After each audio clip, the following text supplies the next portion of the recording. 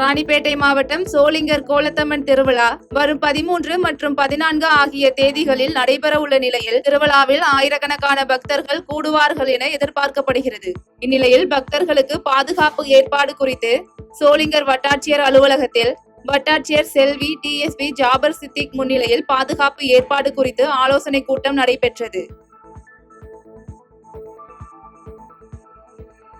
நாமக்கல் மாவட்டம் ராசிபுரம் 17வது வார்டில் வயது முதிர்ந்தோர் மற்றும் மாற்றுத்திறனாளிகளின் இல்லத்திற்கே சென்று முதலமைச்சரின் தாயுமானவர் திட்டத்தின் கீழ் அரிசி, சர்க்கரை, கோதுமை, பருப்பு, ஆயில் போன்ற குடிமை பொருட்களை நியாய விலை கடை ஊழியர்கள் வழங்கினர்.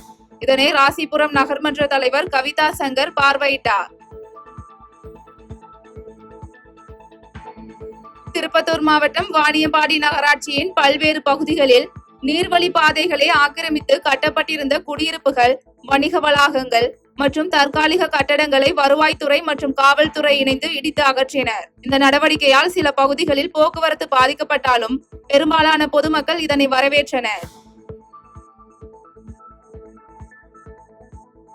சென்னை ஆர்கே நகர் கொருக்குப்பேட்டை பகுதியில் மக்களை காப்போம் தமிழகத்தை மீட்போம் என்ற எடப்பாடியாரின் எழுச்சி பயணத்தை முன்னெடுக்கும் வகையில் வடசென்னை வடக்கு கிழக்கு மாவட்ட கழக செயலாளர் RS ராஜேஷ் வீடு வீடாக சென்று மக்களின் குறைகளை கேட்டறிந்தார். அப்போது 520 வாக்குறுதிகளை அளித்து ஆட்சியை பிடித்த ஸ்டாலின் 4 ஆண்டுகளாகியும் இதுவரை மக்களுக்கான திட்டங்கள் எதையும் நிறைவேற்றவில்லை என்று குற்றம் சாட்டி பேசினார். சூப்பர் ஸ்டார் ரஜினிகாந்தின் 171வது கூலி படம் வரும் 14ஆம் தேதி வெளியாக உள்ள நிலையில் படம் வெற்றியடைய மதுரை திருப்பரங்குன்றம் வெயிலுக்கந்த அம்மன் கோயிலில் ரஜினி ரசிகர்கள் மண்சோறு சாப்பிட்டு கோயிலை சுற்றி உருண்டு வந்து நேர்த்தி கடன் செலுத்தினர். இதனைத் தொடர்ந்து கூலி படத்தை வரவேற்கும் விதமாக கோயிலுக்கு வரும் பக்தர்களுக்கு அன்னதானம் வழங்கினர். மதுரை மாவட்டம் மேலூர் செக்கடி பஜார் அருகே இந்து சமய அறநிலையத்துறைக்கு சொந்தமான அருள்மிகு நாகம்மாள் கோயிலில் 61ஆம் ஆண்டு ஆடி உற்சவ விழா கடந்த 15 நாட்களுக்கு முன்பு திருக்கோயிலில் காப்பு கட்டுதலுடன் தொடங்கியது. இந்நிலையில் விழாவின் முதல் நாள் நிகழ்ச்சியான சக்தி கரகமும் அதனைத் தொடர்ந்து காப்பு கட்டி விரதம் மேற்கொண்ட பெண்கள், குழந்தைகள் உட்பட சுமார் 10,000த்திற்கும் மேற்பட்ட பக்தர்கள் பால்குடம் எடுத்தும் அலகு குத்தியும் பறவை காவடி எடுத்தும் நேர்த்தி கடன் செலுத்தினர்.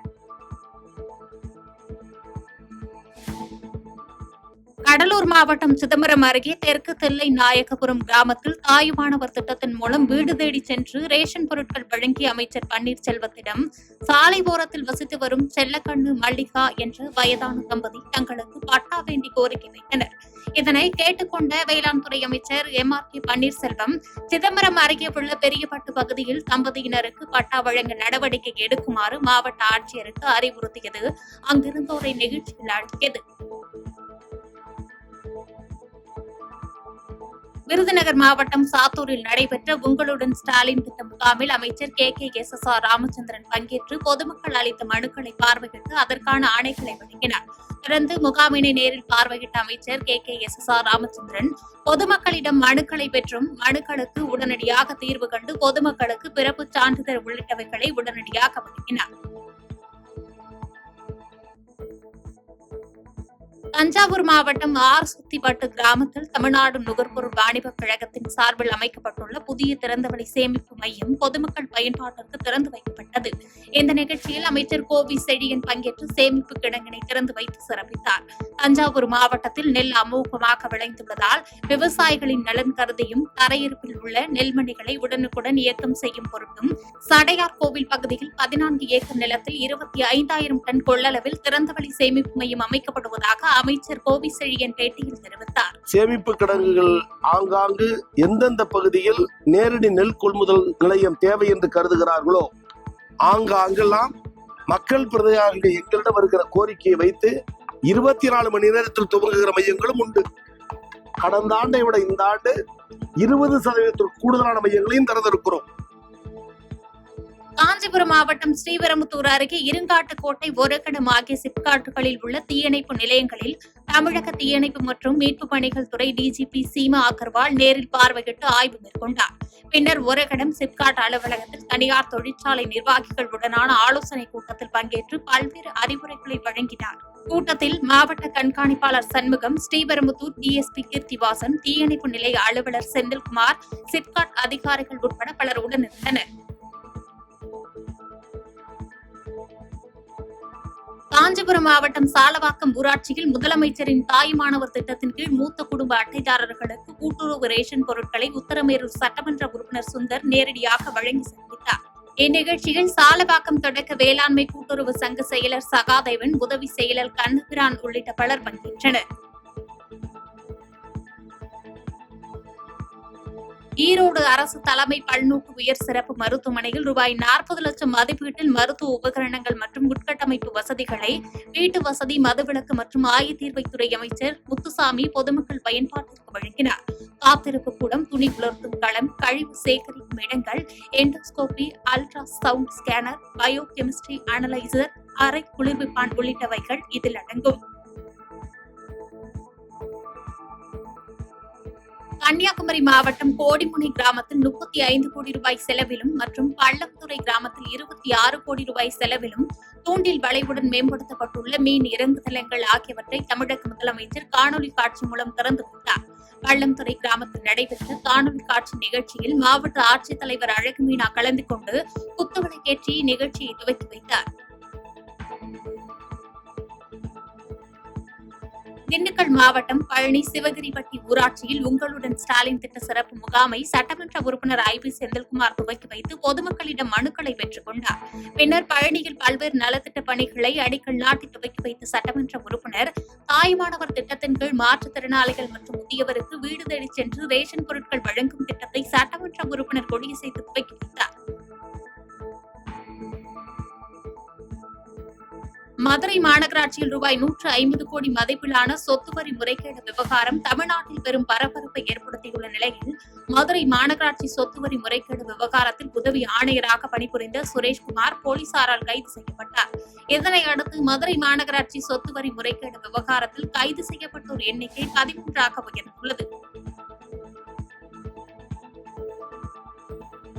மதுரை மாவட்டம் திருப்பரங்குன்றத்தை அடுத்துள்ள அவனியாபுரம் புரசரடி தெரு பகுதியில் மகன் இறந்த துக்கம் தாழாமல் மயங்கி விழுந்து தாய் உயிரிழந்தது பெரும் சோகத்தை ஏற்படுத்தியுள்ளது. உயிரிழந்த மகன் குமரவேளை தாய் கோவிந்தம்மாள் கட்டி அணைத்து அழுதபோது மயங்கி விழுந்த நிலையில் அவரது உயிர் பிரிந்துள்ளது. செங்கல்பட்டு மாவட்டம் தாம்பரம் அருகே செம்பாக்கத்தில் தனியார் கார் நிறுவன ஊழியர் மின்கம்பத்தில் தொங்கிய ஒயர் மீது எதிர்பாராத விதமாக உரசியதில் மின்சாரம் பாய்ந்து தூக்கி வீசப்பட்டு சம்பவ இடத்திலேயே உயிரிழந்தது சோகத்தை ஏற்படுத்தியுள்ளது. இளைஞர் மீது மின்சாரம் பாய்ந்து வெடிக்கும் சிசிடிவி காட்சி வெளியாகியுள்ள நிலையில் சேலையூர் போலீசார் வழக்கு பதிவு செய்து விசாரணை நடத்தி வருகின்றனர். காஞ்சிபுரம் மாநகராட்சி பகுதிகளில் தாய்மானவர் திட்டத்தின் கீழ் மேயர் மகாலட்சுமி யுவராஜ் பயனாளி வீடுகளுக்கே நேரில் சென்று ரேஷன் பொருட்களை வழங்கி சிறப்பித்தார். ஏகாம்பர சன்னதி தெரு உட்பட பல்வேறு பகுதிகளில் மேயர் மகாலட்சுமி யுவராஜ் நியாய விலைக்கடை ஊழியர்களுடன் நேரில் சென்று அரிசி, சர்க்கரை, பருப்பு, சமையல் எண்ணெய் உள்ளிட்ட பொருட்களை வழங்கினார். கரூர் மாவட்டத்தில் தனது மனைவியை இரும்பு கம்பியால் அடித்து கொலை செய்த சிவசங்கரன் என்பவருக்கு ஆயுள் தண்டனை விதித்து கரூர் கூடுதல் அமர்வு நீதிமன்றம் தீர்ப்பளித்துள்ளது. மேலும் 2019ஆம் ஆண்டு குடும்ப பிரச்சினை காரணமாக மனைவியை கொலை செய்த வழக்கில் தாந்தோணிமலை காவல் நிலைய போலீசார் சிவசங்கரனை கைது செய்த நிலையில் தற்போது நீதிமன்ற உத்தரவின்படி திருச்சி மத்திய சிறையில் அடைத்துள்ளனர். சேலம் மாவட்டம் சங்ககிரி அருகே சூரியமலையில் கடந்த 3 மாத காலமாக நடமாடி திரியும் சிறுத்தையை பிடிக்க வலியுறுத்தி விவசாயிகள் குறைதீர்க்கும் முகாமில் கோட்டாட்சியரிடம் கோரிக்கை மனு அளிக்கப்பட்டது. மேலும் இதுகுறித்து வனத்துறையினரிடம் புகார் அளித்தும் நடவடிக்கை எடுக்கப்படவில்லை என தெரிவித்த நிலையில் மனுவை பெற்றுக்கொண்ட கோட்டாட்சியர் சிறுத்தையை கண்காணித்து பிடிக்குமாறு வனத்துறையினருக்கு உத்தரவிட்டார். பெரம்பலூர் மாவட்டம் அன்னமங்கலம் கிராமத்தில் வெறிநாய் கடியால் கால்நடைகள் உயிரிழந்து வரும் நிலையில் உயிரிழந்த கால்நடைகளின் உடல்களோடு மாவட்ட ஆட்சியரிடம் புகார் அளிக்க வந்த விவசாயிகளால் ஆட்சியர் வளாகத்தில் பரபரப்பு ஏற்பட்டது. இதனையடுத்து சம்பவ இடத்திற்கு வந்த பெரம்பலூர் வட்டாட்சியர் பாலசுப்ரமணியன் விவசாயிகளுடன் பேச்சுவார்த்தையில் ஈடுபட்டு வெறிநாய் கட்டுப்படுத்தும் குழு அனுப்பி வைக்கப்படும் என தெரிவித்த நிலையில் விவசாயிகள் கலைந்து சென்றனர். சேலம் பெரியார் பல்கலைக்கழக தமிழ்துறை பேராசிரியர் பெரியசாமி மீதான புகார் குறித்து வரும் 20ஆம் தேதி நடைபெறவுள்ள விசாரணையில் புகார்தாரர்கள் நேரில் ஆஜராகி ஆவணங்களை வழங்க அறிவுறுத்தப்பட்டுள்ளது. மேலும் பேராசிரியர் பெரியசாமி மீது போலி சான்று மூலம் பணியில் சேர்ந்தது, மாணவர்களை மிரட்டியது மற்றும் அலுவலக பணியாளர்கள் அவமதிப்பு ஆகிய குற்றச்சாட்டுகள் எழுந்தது என்பது குறிப்பிடத்தக்கது. செங்கல்பட்டு மாவட்ட ஆட்சியர் மற்றும் காவல் கண்காணிப்பாளரிடம் வன்கொடுமை தடுப்புச் சட்டத்தை தவறாக பயன்படுத்துவதாக கூறி பாட்டாளி மக்கள் கட்சி சார்பில் மனு அளிக்கப்பட்டது. மேலும் தத்தனூர் கிராமத்தில் மீன்பிடிப்பது காரணமாக இரு சமூகத்தினருக்கு இடையே ஏற்பட்ட மோதல் குறித்து காவல்துறையினர் வன்கொடுமை தடுப்பு சட்டத்தில் வழக்கு பதிவு செய்துள்ளதாக தெரிவித்த திருக்கச்சூர் ஆறுமுகம் இதுபோன்ற நடவடிக்கைகளை காவல்துறை கைவிட வேண்டும் என தெரிவித்தார். காவல்துறை உயரதிகாரிகளும் இதை இணைந்து செயல்பட்டு இது போன்ற ஒரு சாதாரண வழக்குகளுக்கெல்லாம் PCR வழக்கை போடுவதை நிறுத்த வேண்டும். அப்பாவி மக்களுக்கு மீது பொய் வழக்கு போட்டு நீண்ட நாட்கள் சிறை அடைப்பதை தடுக்க வேண்டும் என்பதை பாட்டாளி மக்கள் சார்பிலும் வன்னிய சார்பிலும் கிராம சார்பிலும் கேட்டுக்கொள்கிறோம். பாதகம் செய்பவரை கண்டால் நாம் பயம் கொள்ளலாகாது பாப்பா. மோதி மிதித்து விடு பாப்பா, அவர் முகத்தில் உமிழ்ந்து விடு பாப்பா. அண்மை செய்திகளை உடனுக்குடன் தெரிந்து கொள்ள இணைந்திருங்கள் எம் நாடு தொலைக்காட்சியுடன்.